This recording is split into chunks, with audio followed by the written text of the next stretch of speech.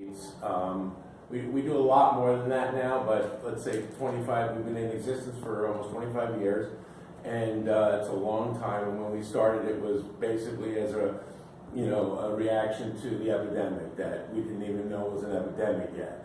When I started there all those years ago, I was a lot younger, and I was the only employee. And we had 9 people that used to come to a support group because they were sick and they didn't know what was going on, and no one really did. So it was a really tough time, and things, obviously. What I'm going to do is, how long do I have, Peter? Half an hour. So. Okay, so I want to leave time for you guys to ask questions as well, but. I'll give you kind of a quick history of MFAP, which is Mid Fairfield AIDS Project, which is also a history of HIV and AIDS. And then we've also branched out to many other things, which I'll talk real quickly about. In the beginning it was just me, and now there's 8 full-time employees, and we serve probably 500 people per year. Through all of our various programs. Still, our main focus is HIV and AIDS, but as most of you probably know, and if you don't, I'll tell you now. HIV has become, it's certainly not cured, but there's a functional cure. So basically, the pharmaceutical companies have done some pretty amazing stuff in creating drugs and combinations of drugs that put the virus to rest. So if you do have HIV, if you have the virus, and you take your medication every day as prescribed by your doctor, you will live to be the ripe old age of whatever most people live to, and the illnesses that you might get really, for the most part, have no relationship to HIV, at least. That's what we think.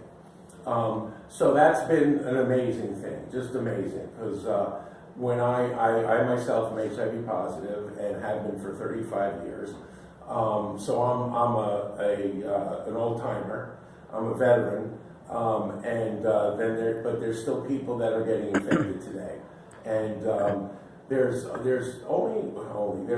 million people in the United States that are HIV positive, we believe. Not all of them have been identified, not all of them take medication, and without the medication, you will eventually, your immune system will weaken, and eventually you will get those illnesses that people used to get, like certain kinds of pneumonia and all different kinds of illnesses that you would get as your immune system weakened. But if you do take your medication properly, you will be fine, and that's what we tell people. We do at MFAP, we do free walk-in testing every day from 9 to 5, or actually 9 to 4:30.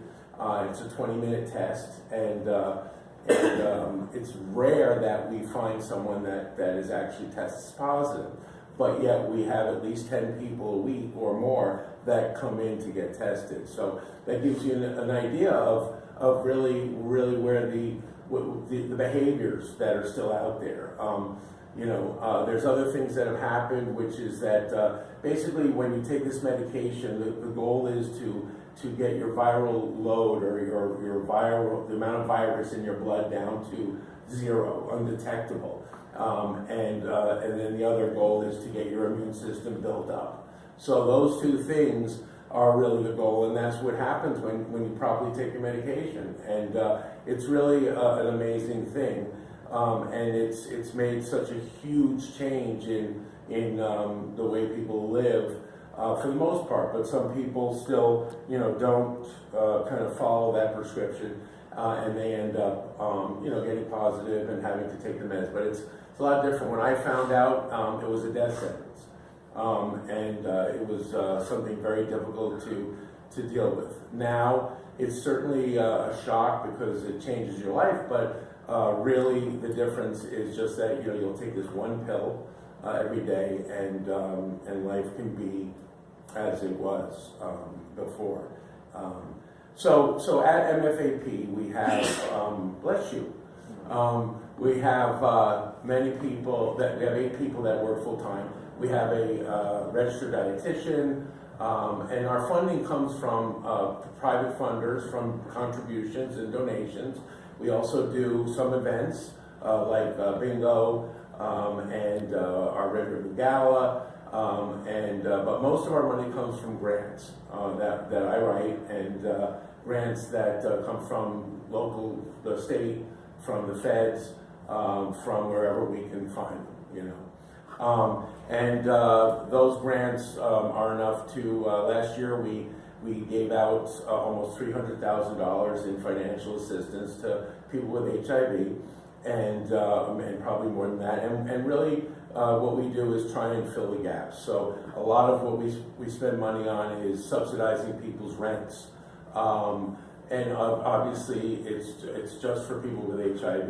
And really, what happens is being HIV positive for a long time or even a short time makes it much harder to keep a job, find a job, go to school, or whatever that goal is.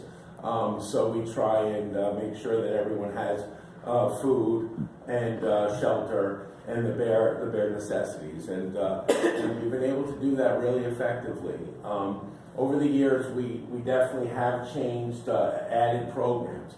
So now, other than HIV, we also have a new program called Drug User Health Program, which I have like little representations from all the different programs and stuff, and I'm not going to pass them around. I'm going to leave them here, and at the end you can come up and take whatever you like. The Drug User Health Program is partially a HIV prevention program. So what it entails is a needle exchange, so that people aren't sharing needles that do use drugs. It's called harm reduction.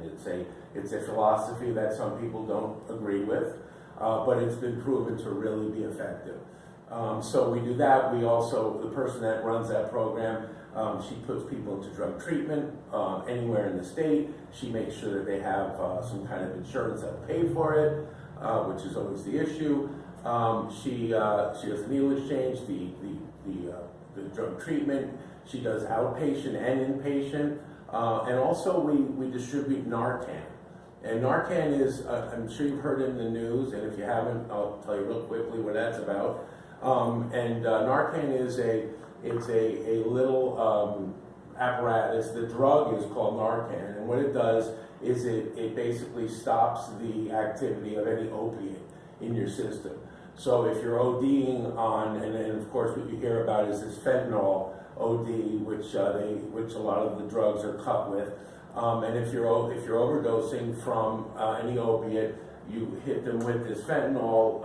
It's like there's 2 ways to do it. One is a nasal apparatus that you just spray in their nose and it immediately goes into the bloodstream. Or it's like a little syringe that you hit them in the thigh with. The police carry it, the EMS carry it, the firemen carry it, and our goal is to teach everyone about it, not only professionals and providers, but the mother of a son that is a user. If she has that and she comes into his room in the middle of the night and sees that he's in trouble, she can do that and boom, he's back. And it puts you into immediate withdrawal, so the person that's being treated gets a little upset because then they're feeling very uncomfortable, and they get a little angry. But really, it's saved a lot of lives. So we distribute those. So if anyone knows of someone that would need that or would want to carry that, it's a very quick training, and we would give that out. We do those trainings throughout the state, and that's funded by the Department of Health. So that's that program. Most of our programs are HIV related, and what we do for a big part of them, like I said, is housing. We do housing for the homeless. There's so many, we don't really get to see kind of the underbelly of what's going on in society for those that have not. And back in the 1929 when the Depression was there, there was bread lines. You know, no one had any food, no one could pay for it. So you would see these long lines of people. So most people don't realize that just short of 40% of our population are on food stamps. And food stamps are kind of similar to being on a bread line, you know, going to a kitchen or going somewhere to get food every day.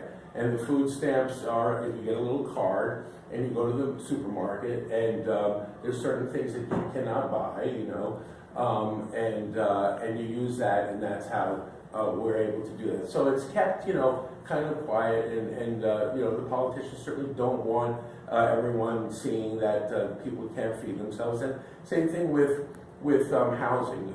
There's a tremendous amount of homeless. We don't see them in Norwalk Westport area, or, you know, our area really goes from Stamford to Bridgeport. That's kind of our catchment area.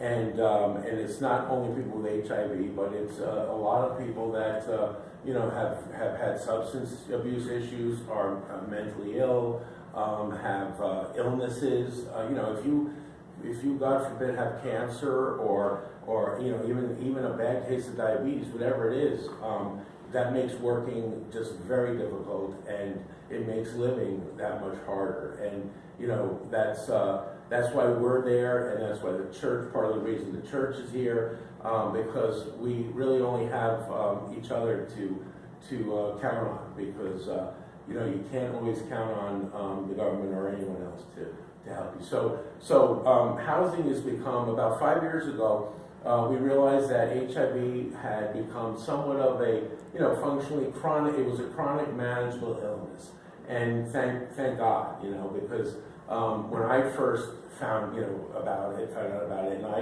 was first infected, it was a much different situation. So now, like I said before, it's a chronic manageable illness. Because it was no longer a crisis, funding really dried up. So we were already doing housing for people with HIV, so we started doing housing for all homeless. And that gave us more of a presence in the community, and certainly really opened my eyes to how much of a drastic need housing is. There's just a lot of people that are hidden away, that you don't see, that cannot afford, especially in Fairfield County, cannot afford to pay rent. So we do that as well, by working with the shelters and with the housing authority and all the different agencies, and we do case management for them. So one of our main things that we do is case management. That's how we distribute the monies, and that's how we really take care of people through case managers. And we have 4 of those. And then the only other part I didn't mention, because I'm thinking in terms of the 8 full-time employees we have a house that we started about 4 years ago, and it's called More Place. And here's one of the brochures. It's really a miraculous program. It's a house with 10 rooms, so everyone gets their own room. They can live there for 2 years, and the purpose is to live there, to build to make a plan, and to make it so that after 2 years when you leave, you have somewhere to go, you have a way to pay rent, or you get a subsidy, whatever it is. We have a case manager that works with the clients, and about half the people that live there are HIV positive, but they have to be disabled and homeless, and they can only stay for 2 years. And we've moved 18 people into an independent living situation where they can actually pay their rent with part of their money and part of money that's subsidized by either us or you or the government or whoever it is, and they're able to live. And then from there, from housing, they often say, you know, housing equals health, and it's really true, because if you don't have housing, then you're not going to take your HIV meds. You're not going to take, you know, imagine being homeless and having cancer, or being homeless and having diabetes, whatever it is. You know, it makes it almost impossible to properly take care of yourself. You know, people that are homeless aren't going to the gym to work out. They might go to the gym if they can to take a shower, but those things, the priorities just change. So More Place has been an amazing gift, and really, really phenomenal. But I have I have different brochures about the different programs that I welcome you to take. The last thing I just want to tell you about is PrEP. So we're in a building at 618 West Avenue, and our building is, we're on the second floor. The first floor is Circle Care Center, and that's a full service clinic that specializes in HIV and hepatitis C, but also in the LGBT community in terms of serving them and having people working there that the LGBT community might be more comfortable with or not. There's plenty of people that are gay or not, whatever. But it really broadens the ability to reach out to more people that to make them feel more comfortable. But having them downstairs from us is just terrific because getting a form signed by the doctor doesn't take 3 weeks. It takes 3 minutes. But they do a thing called PrEP. So everyone that comes in for a test to our agency upstairs, it means that they're obviously involved in some unsafe behavior, whatever it may be. It could be, sharing needles. It could be having unsafe sex. Who knows? And we will give them a card which talks about PrEP, which is basically they now have a drug that you take every day, and if you're exposed to HIV, you will not become HIV positive. And that is in itself a miracle because,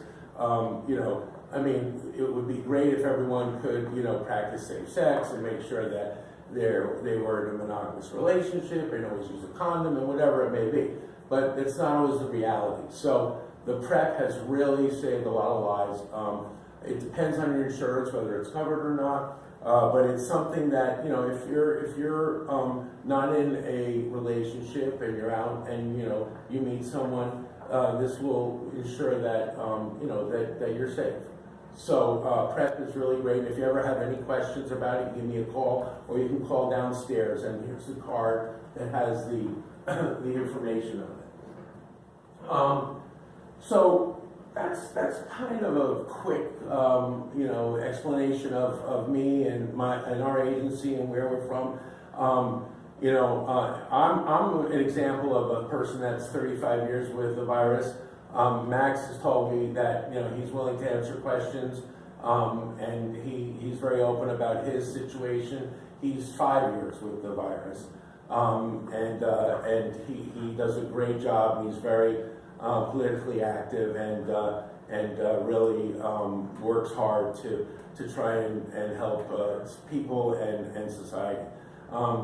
We have a board of directors, and I don't want to embarrass him, but Chris Spiegelman is on my board, and so he's one of my bosses, and he's really committed to this cause. And there's a lot of people that really work and help, and we're just really thankful and very, very blessed to have it. So with that, I will ask if anyone has any questions. I will answer any questions that you have, and